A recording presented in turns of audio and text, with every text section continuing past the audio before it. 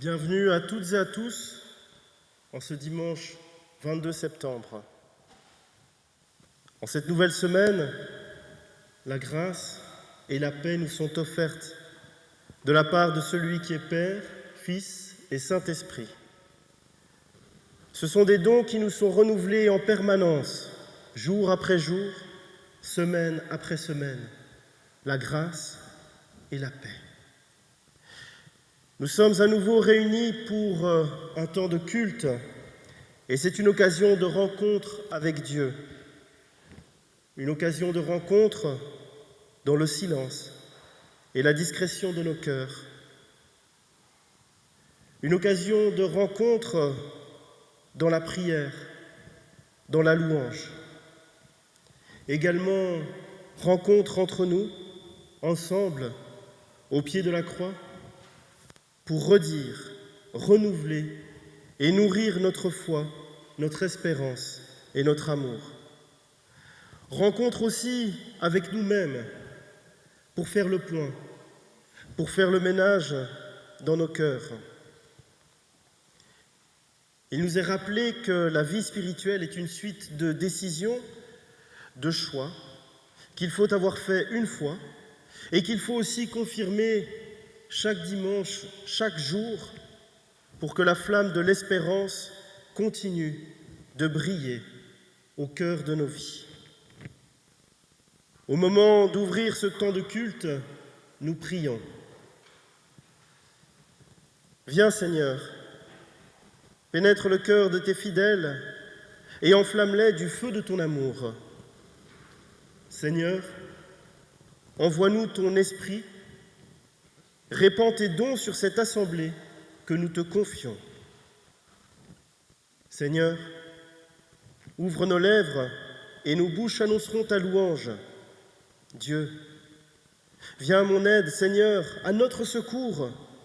Gloire au Père et au Fils et au Saint-Esprit, au Dieu qui était, qui est et qui vient, pour les siècles des siècles. Amen. Et nous chantons ensemble à la page 252, donc à la page 252, le cantique 21-19, Seigneur, nous arrivons.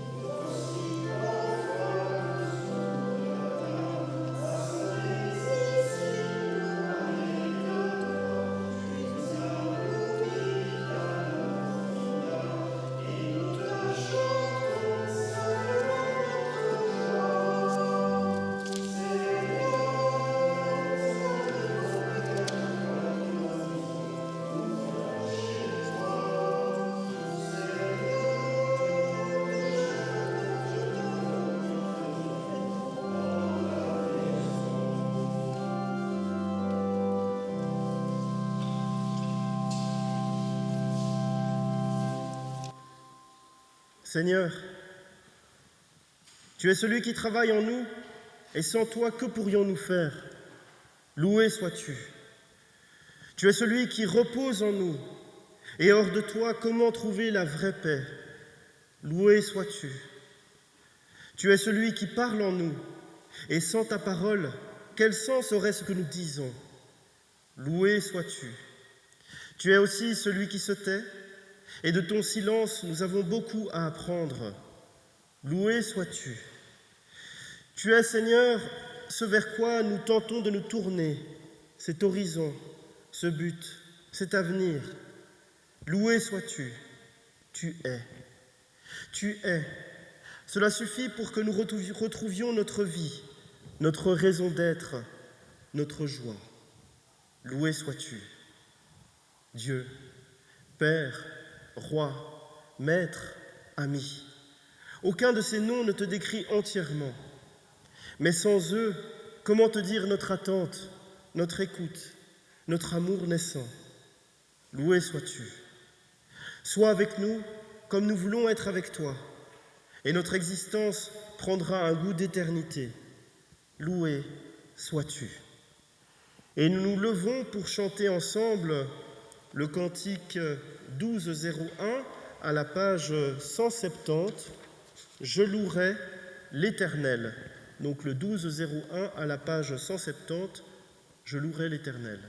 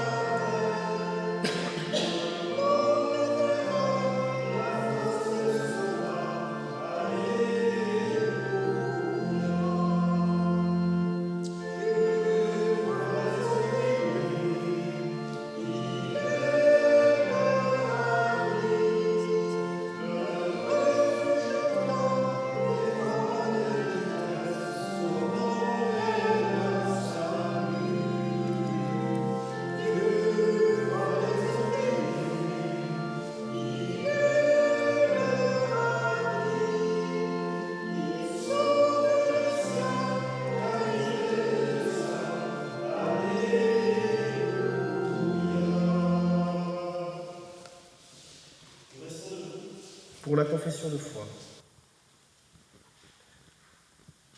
Nous ne sommes pas seuls. Nous vivons dans le monde qui appartient à Dieu. Nous croyons qu'il fait le monde pour le bonheur et pour la vie, malgré les limites de notre raison et les révoltes de notre cœur. Nous croyons en Dieu. Nous croyons qu'il travaille en nous par son esprit pour nous apporter la réconciliation et le renouveau. Nous avons confiance en lui. Il nous appelle à nous rassembler pour célébrer sa présence, pour aimer et servir les autres, pour rechercher ce qui est juste et résister au mal. Nous proclamons le royaume de Dieu. Dans la vie, dans la mort, dans la vie après la mort, il est avec nous. Nous ne sommes pas seuls. Nous croyons en Dieu. Et nous chantons ensemble le cantique 1207 à la page 178. Donc à la page 178, tournez les yeux vers le Seigneur.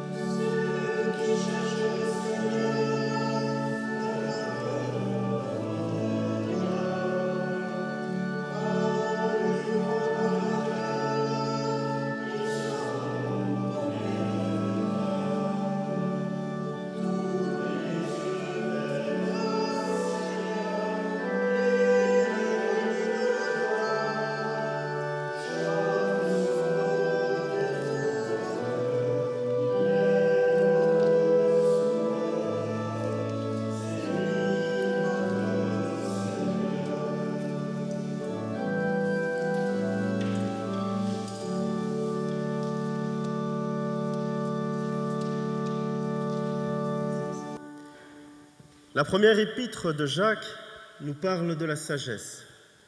Non pas de la sagesse des hommes, mais de la sagesse de Dieu, de la sagesse qui vient d'en haut. Bien-aimés, la jalousie et les rivalités mènent au désordre et à toutes sortes d'actions malfaisantes. Au contraire, la sagesse qui vient d'en haut est d'abord pure, puis pacifique, bienveillante, conciliante, pleine de miséricorde et féconde en bons fruits, sans parti pris, sans hypocrisie. C'est dans la paix qu'est semée la justice qui donne son fruit aux artisans de la paix. D'où viennent les guerres? D'où viennent les conflits entre vous? N'est-ce pas justement de tous ces désirs qui mènent leur combat en vous-même? Vous êtes plein de convoitises et vous n'obtenez rien, alors vous tuez. Vous êtes jaloux et vous n'arrivez pas à vos fins, alors vous entrez en conflit et vous faites la guerre. Vous n'obtenez rien parce que vous ne demandez pas. Vous demandez, mais vous ne recevez rien. En effet, vos demandes sont mauvaises, puisque c'est pour tout dépenser en plaisir. Parole du Seigneur. Prions. Seigneur, tu veux nous donner de bonnes choses, comme un père aimant pour ses enfants. Mais bien souvent, nous ne savons que te demander des choses futiles et sans intérêt. Plutôt que d'avoir pour horizon ton projet d'éternité et ton amour incommensurable, nous avons bien trop souvent comme seul horizon nos petits désirs mesquins. Plutôt que de marcher à ta suite, nous suivons l'appel de notre orgueil. Seigneur, pardonne-nous et donne-nous ta liberté, ton courage et ta joie pour que nous apprenions encore et toujours à devenir des disciples qui marchent à ta suite. Amen. Malgré nos imperfections, malgré la chute et ses conséquences, le Seigneur est un appui sur lequel nous pouvons compter. Mais voici que Dieu vient à mon aide. Le Seigneur est mon appui entre tous. De grand cœur, je t'offrirai le sacrifice. Je rendrai grâce à ton nom, car il est bon. C'est fort de cette certitude que nous pouvons annoncer le pardon de ce Père bon pour ses enfants.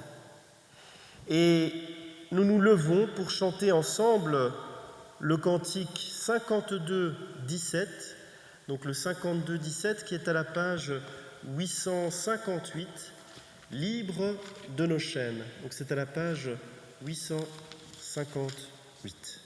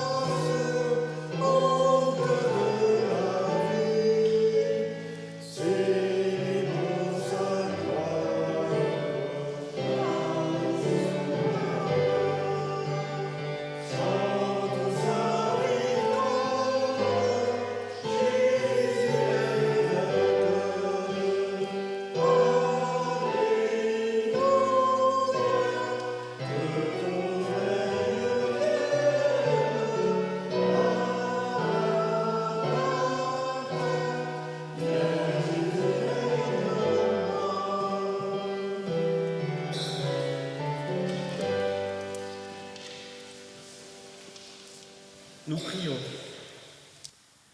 Dieu Tout-Puissant, tu montres ta gloire non seulement dans les cieux et sur la terre, mais aussi dans la loi, les prophètes et l'Évangile, où tu as si intimement révélé ta personne en ton Fils unique.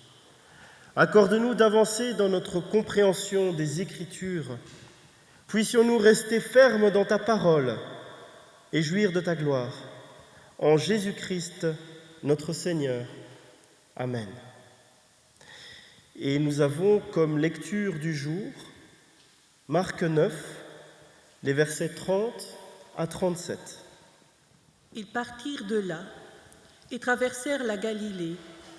Jésus ne voulait pas qu'on le sût, car il enseignait ses disciples, et il leur dit : « Le Fils de l'homme sera livré entre les mains des hommes.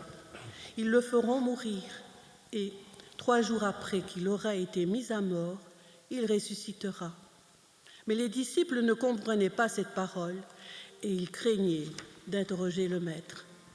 Ils arrivèrent à Capernaum.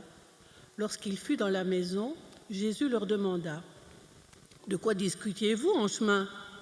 Mais ils gardèrent le silence, car en chemin, ils avaient discuté entre eux pour savoir qui était le plus grand. Alors Jésus s'assit, appela les 12 et leur dit : « Si quelqu'un veut être le premier, il sera le dernier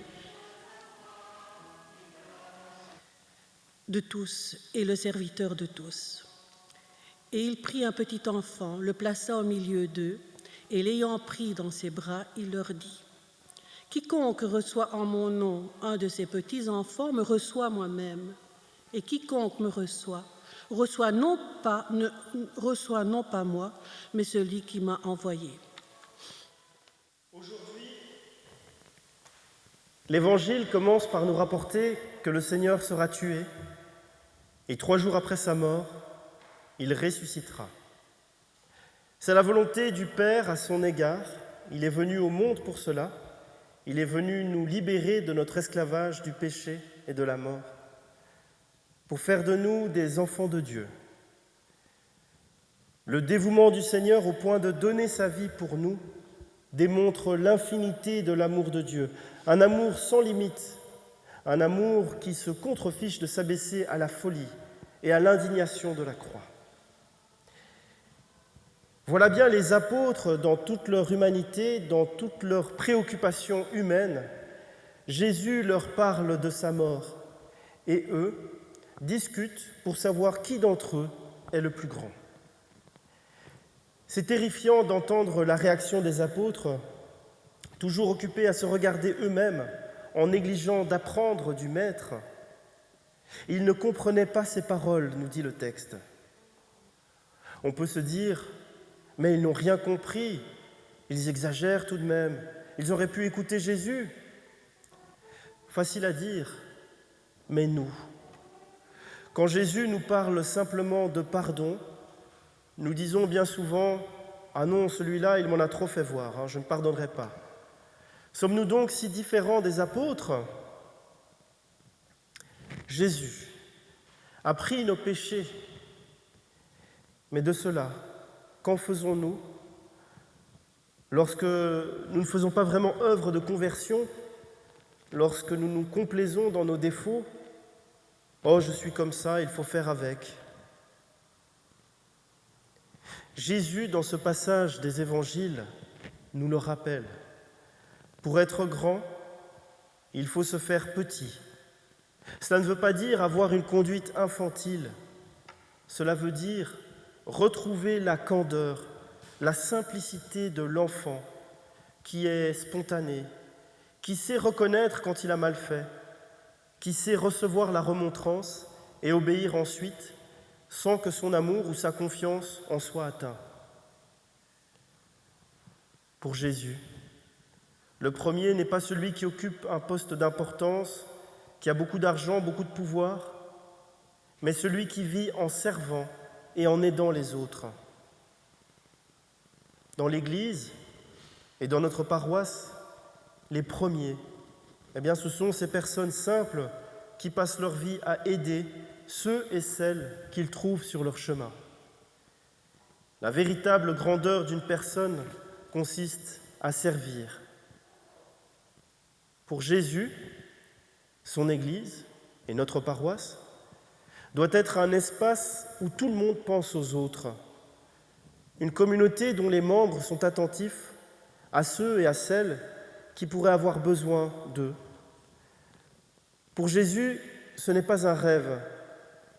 C'est tellement important pour lui qu'il va même présenter un exemple. Il s'assoit et appelle ses disciples. Ensuite, il prend un enfant et le place au milieu de tous afin qu'ils fixent leur regard sur lui. Il veut que ses disciples gardent toujours l'image d'un Jésus identifié aux petits et aux faibles. En même temps, il leur dit « Celui qui accueille un enfant comme celui-ci en mon nom, c'est moi qui l'accueille. Et celui qui m'accueille accueille aussi celui qui m'a envoyé. »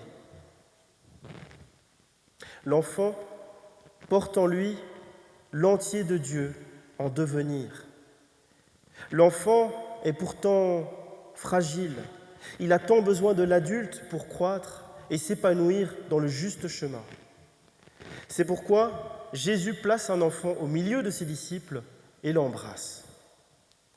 L'homme adulte, s'il veut accéder à la vraie grandeur, celle que Dieu mesure, eh bien l'homme adulte doit atteindre dans son cœur et dans sa vie la petitesse, disons l'humilité, dont l'enfant est l'image la plus accomplie.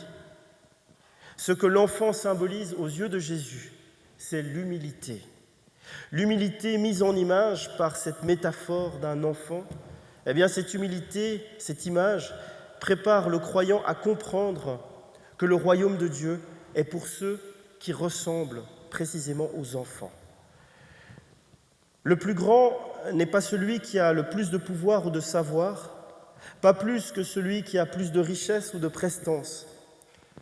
Le plus grand est celui qui, dans l'humilité vraie, sait se faire le serviteur de tous pour l'amour de Dieu. Le plus grand est celui qui, se reconnaissant pleinement pécheur, reçoit toute sa vie de Dieu, car il dépend de la miséricorde de Dieu. Les apôtres, cherchant à savoir qui est le plus grand, font le mouvement inverse. Au lieu de s'élever, ils s'enfoncent dans la boue de leur orgueil. On ne peut pas reconnaître Dieu comme le plus grand si, gonflés d'orgueil, nous prenons toute la place, si nous donnons la première place à notre ego démesuré. Et alors, dans ce cas-là, eh bien, on quitte le mouvement de la vie, ce mouvement qui, de l'humble petitesse, attire vers le haut, vers la promesse du salut. L'orgueil, c'est de vouloir faire seul, sans Dieu aux commandes. L'orgueil, c'est de vouloir guider sa vie comme si nous étions les auteurs de cette vie et que nous faisions comme si notre vie était pleinement en notre pouvoir. Là où l'humilité, c'est de suivre le Christ, lui qui est notre vie.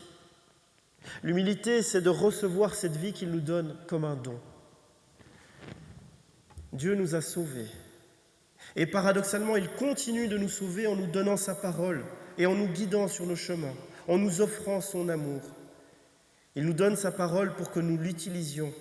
Il nous guide pour que nous empruntions les bons chemins. Il nous apprend à nous aimer les uns les autres. Eh bien, ce passage où Jésus nous dit de se faire serviteur des autres, on le connaît et sur le principe, nous sommes d'accord. Mais dans la pratique, sur le terrain, bien souvent, le service se transforme en recherche des honneurs ou d'une forme de pouvoir. Pourquoi ? Eh bien, parfois simplement parce que nous prenons notre tâche trop à cœur et parce que nous voulons bénéficier d'une forme de reconnaissance.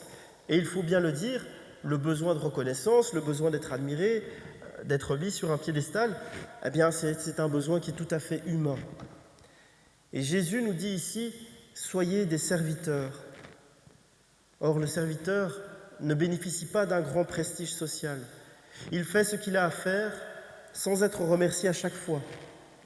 Et même s'il peut lui arriver de temps en temps d'être encensé pour la qualité de son travail, s'il le fait bien, Le serviteur peut être certain, à coup sûr, que s'il fait mal son travail, s'il fait une erreur, eh bien, on va le lui dire et il devra accepter la critique et refaire son travail sans se plaindre.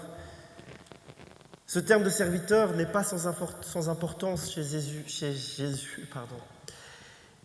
Il ne signifie pas simplement de faire ce que l'on nous demande, il nous appelle à l'effacement personnel, c'est-à-dire non pas à rester dans notre coin en laissant faire les autres, mais à faire les choses en acceptant de ne pas forcément être reconnu à la hauteur de ce que l'on voudrait, en acceptant même que parfois l'on puisse être critiqué. L'important, c'est de faire ce que nous avons à faire du mieux que l'on peut. Et notez bien cette phrase de Jésus, « être le dernier de tous », c'est-à-dire être vraiment le moins considéré. Par ce bout de phrase, eh bien, on peut voir qu'il est important de ne pas se soucier de la reconnaissance des autres, mais de tourner son regard vers le Seigneur. Et la question qui se pose à nous ici, c'est: est-ce que je suis vraiment en mon cœur un serviteur pour Dieu? Ou est-ce que, à travers le travail qui nous est confié, à nous, peuple de sacrificateurs, est-ce que, à travers de ce travail pour Dieu, je cherche à être reconnu, à être considéré, voire à être mis au premier rang? Eh bien, peut-être que pour cette semaine, pour répondre à ce passage des évangiles, nous pourrions prendre le temps de se mettre à l'écart et de voir, dans une relation personnelle avec son Sauveur, de voir avec Jésus comment nous vivons son appel à son service, son appel à être le dernier de tous. Ce passage est important, il est important pour nous, car Jésus, bien souvent, veut nous parler au profond de notre cœur, mais l'entendons-nous? Si nous restons dans l'agitation du monde, la télé, la radio, etc., dans l'agitation de tout ce qui fait notre vie quotidienne, famille, travail, voisins, relations, activités diverses et variées, alors nous ne l'entendrons pas et il ne pourra pas nous former comme il le désire. Et on voit donc qu'il est important, si nous voulons vraiment vivre en disciples du Christ, de se mettre à l'écart de notre agitation, de trouver des moments de calme, des endroits où nous ne serons pas dérangés par les appels de notre ego, par notre orgueil, par les modes et les influences diverses qui nous parviennent, par les médias et autres. Il s'agit de prendre du temps, de prendre le temps du recul, de la distance, pour se mettre à l'écoute de Jésus. Amen.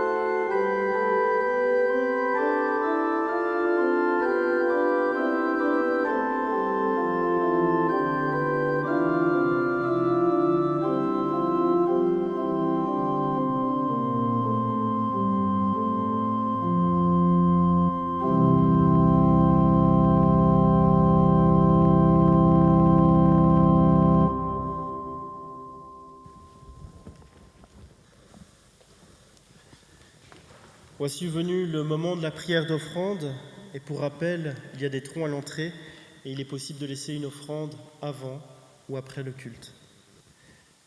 Nous prions.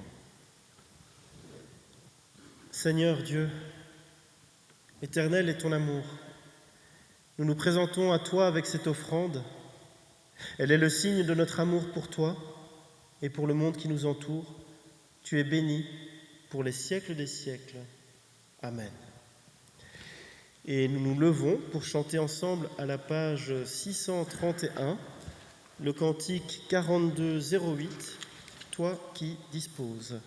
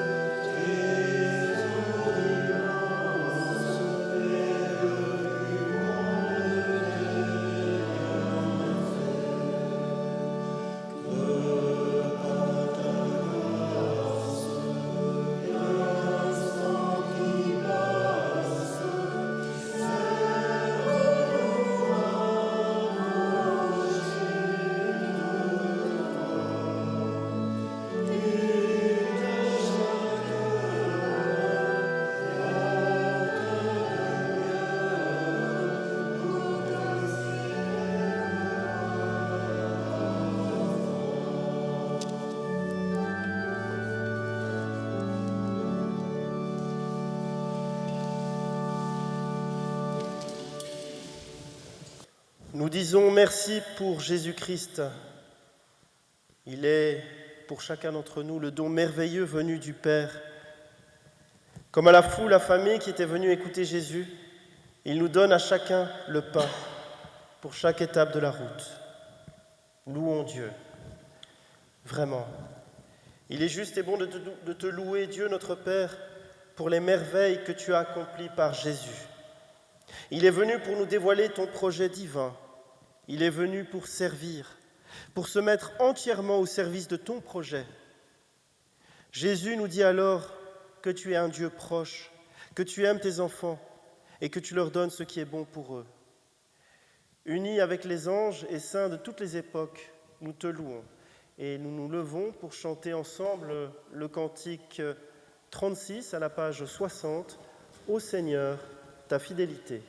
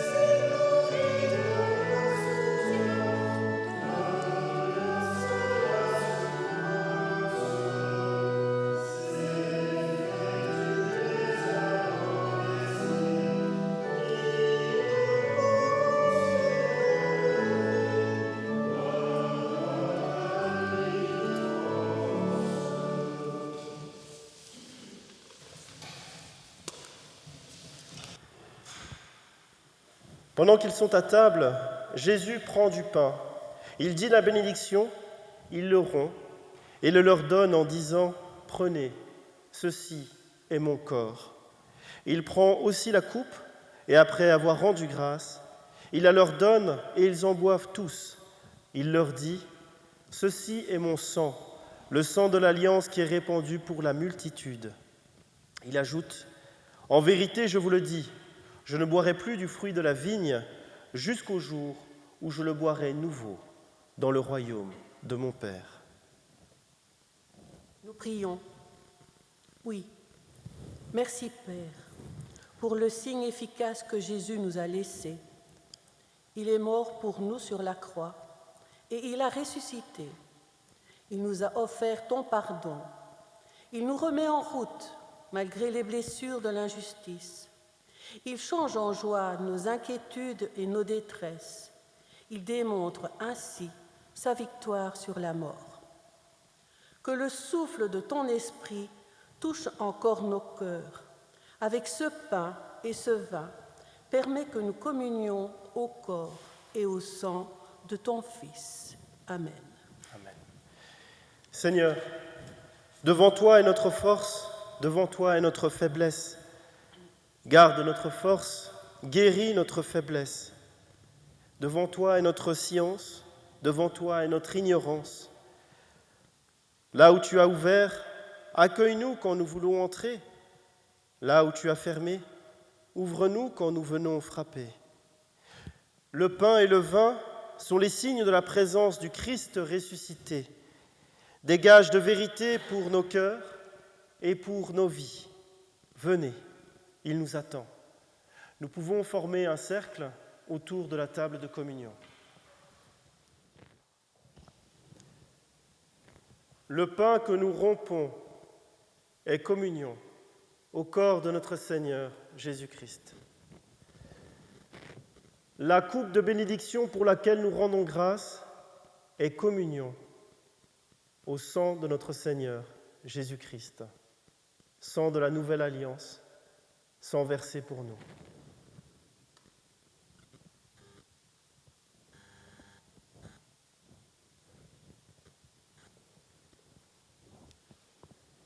Il est l'image du Dieu invisible.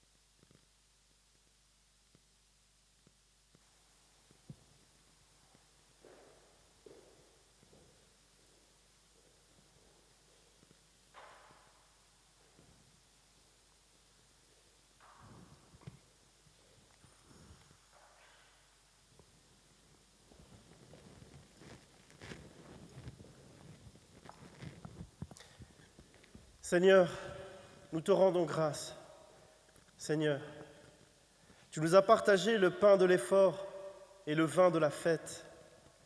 Par ce repas, tu nous fais pénétrer dans ce temps messianique où nous vivons libérés de nos étroitesses, de nos enfermements. Grâce te soit rendue. Seigneur Dieu, Père Tout-Puissant, nous qui ne savons pas bien te prier, guide-nous pour te demander des choses qui soient bonnes. Bénis ton Église par toute la terre, garde-la des erreurs et fortifie-la, afin que partout elle annonce fidèlement ton salut. Veille sur tous les peuples du monde et donne la sagesse qui vient de toi et le souci du service à ceux qui les dirigent.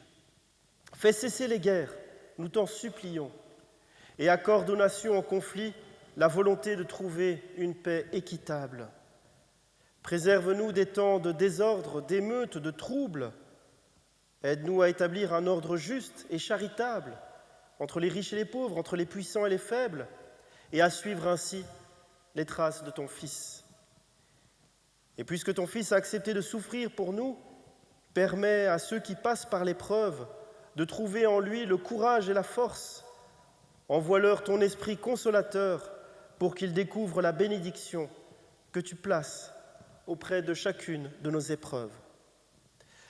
Accorde-nous aussi la grâce de réconforter ceux qui sont accablés de fatigue, de déception, de doute, pour qu'ils puissent retrouver la joie que tu nous as préparée en Jésus-Christ, notre Sauveur. Dieu Tout-Puissant, notre Père, exauce dans ta bonté les prières que nous t'avons présentées, si ces prières t'agréent. Pour l'amour de Jésus-Christ, notre Seigneur. Amen. Et nous disons ensemble la prière qui nous a été laissée. Notre Père qui es aux cieux, que ton nom soit sanctifié, que ton règne vienne, que ta volonté soit faite sur la terre comme au ciel. Donne-nous aujourd'hui notre pain de ce jour. Pardonne-nous nos offenses, comme nous pardonnons aussi à ceux qui nous ont offensés. Ne nous soumets pas à la tentation, mais délivre-nous du mal, car c'est à toi qu'appartiennent le règne, la puissance et la gloire pour les siècles des siècles. Amen. La paix et la grâce du Seigneur vous sont données. Allez dans la paix et la grâce du Seigneur. Nous pouvons retourner à nos places. Quelques annonces. Un consistoire se réunira le 11 octobre 2024 au matin et le conseil de diaconie le même jour après-midi. Nous aurons également un interconsistoire le 1er octobre 2024. Le conseil d'administration, il y a une journée de travail le samedi 12 octobre de 8h30 à 13h. Toujours pour le conseil d'administration, une réunion d'information est ouverte à tous sur le fonctionnement d'un conseil d'administration. Et cela, c'est le samedi 9 novembre 2024 de 10 à 12 heures. Alors, la diaconie organise sa deuxième journée de grands jeux anciens. Alors, vous y êtes tous conviés. Ce sera l'après-midi du 5 octobre à partir de 14h, normalement jusqu'à 17h. Il y aura un catéchisme ado le 9 octobre 2024 et un catéchisme adulte le 25 octobre 2024. Tandis que le 19 octobre, le dimanche 19 octobre, se déroulera un ciné-débat. La réunion de prière se tiendra le 4 octobre à 19h. Et dimanche prochain, le 29 septembre, nous avons une répétition de Cantiques nouveaux avec Bénédicte à partir de 14h30. Voilà.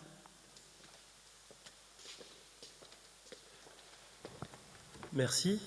Donc pour la répétition du 29 septembre, nous allons répéter des chants du recueil de cantiques Alléluia, mais aussi il y aura quelques chants qui viennent d'autres sources pour avoir un peu de variété dans les cantiques répétés.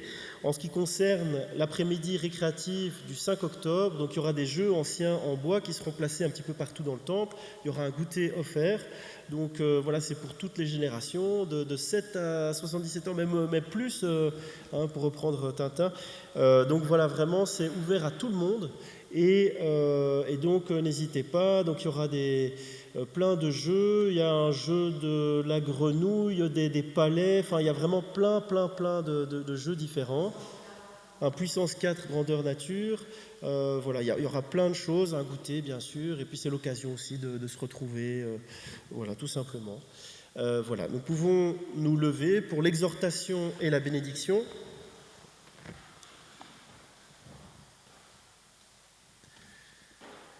Que le Seigneur nous ouvre à sa parole, nous délivre de notre orgueil, de nos ambitions malsaines, et qu'il nous conduise en joie dans le chemin de la vie et de la vérité, dans le chemin du service et de l'humilité. Le Seigneur nous bénit et nous garde. Le Seigneur fait resplendir sur nous sa lumière et nous accorde sa grâce. Le Seigneur tourne sa face vers nous et nous donne la paix. Père, Fils et Saint-Esprit. Amen. Et nous pouvons chanter ensemble, à la page 456, le cantique 34-18, « À toi la gloire ». Donc c'est à la page 456.